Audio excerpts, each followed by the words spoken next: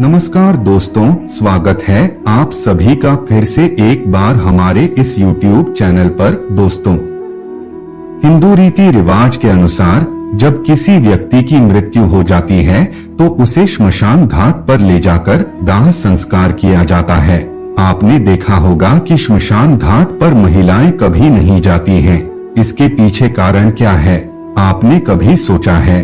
जब भी किसी पुरुष या स्त्री की मौत होती है तो घर के चौखट तक ही महिलाओं का योगदान रहता है, लेकिन श्मशान घाट पर सारे कर्मकांड को पुरुषों के द्वारा ही पूरा किया जाता है। तो आइए जानते हैं कि आखिर क्यों महिला श्मशान घाट पर नहीं जाती हैं। इसके पीछे कारण क्या है?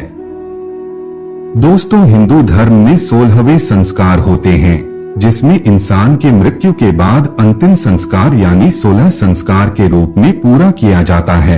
हिंदू धर्म के मान्यताओं के अनुसार श्मशान घाट पर नकारात्मक ऊर्जा पैदा होती है, जो आसानी से महिलाओं को ऊपर हावी हो सकता है, जिसके कारण से महिलाएं किसी भी अज्ञात बीमारी का शिकार हो सकती हैं। आपने देखा होगा, जब किसी इंसान की मृत्यु होती है तो सबसे अधिक महिलाओं के अंदर दुख देखा जाता है। अगर कोई सबसे अधिक रोते हुए दिखता है तो वह महिला होती है। यानी आसान भाषा में कहें तो महिलाओं का जो दिल होता है काफी कोमल होता है।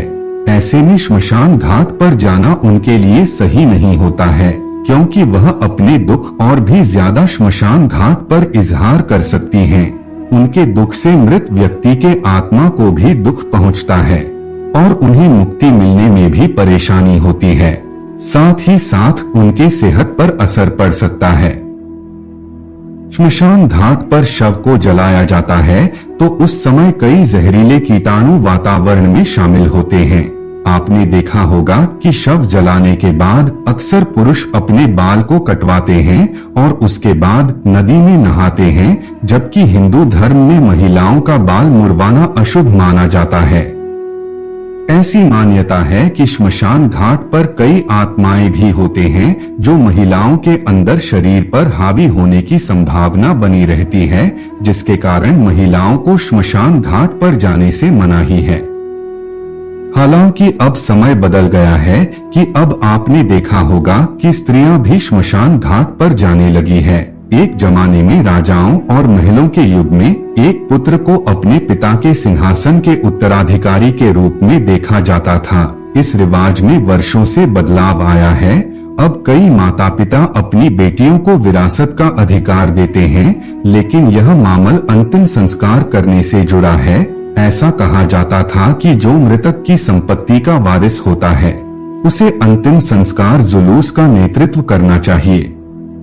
जब परिवार के सदस्य किसी पुरुष पड़ोसी या श्रेष्ठ लिंग के दूर के रिश्तेदार को मृतक की अपनी बेटी या पत्नी के बजाय चिता को जलाने के लिए कहते हैं तो अब कोई सवाल नहीं करता है। पुराने समय की प्रचलित मान्यताएं कहती हैं कि पुत्र जन्म और मृत्यु के बीच का सेतु होता है। एक बार नश्वर जीवन समाप्त हो जाने के बाद हिंदू परंपरा मानती है कि जन्म और मृत्यु के चक्र से मुक्ति शाश्वत आनंद प्राप्त करने के लिए महत्वपूर्ण है। लोग इस बात पर अड़िग हैं कि अगर कोई लड़की अंतिम संस्कार करती है तो मृत व्यक्ति के लिए इस दुष्ट चक्र से मुक्त होना संभव नहीं होगा। दोस्तों, आपको जानकारी कैसी लगी? कमेंट करके अवश्य बताइए। फिर मिलते हैं एक नए और ताजा एपिसोड में। तब तक के लिए नमस्कार।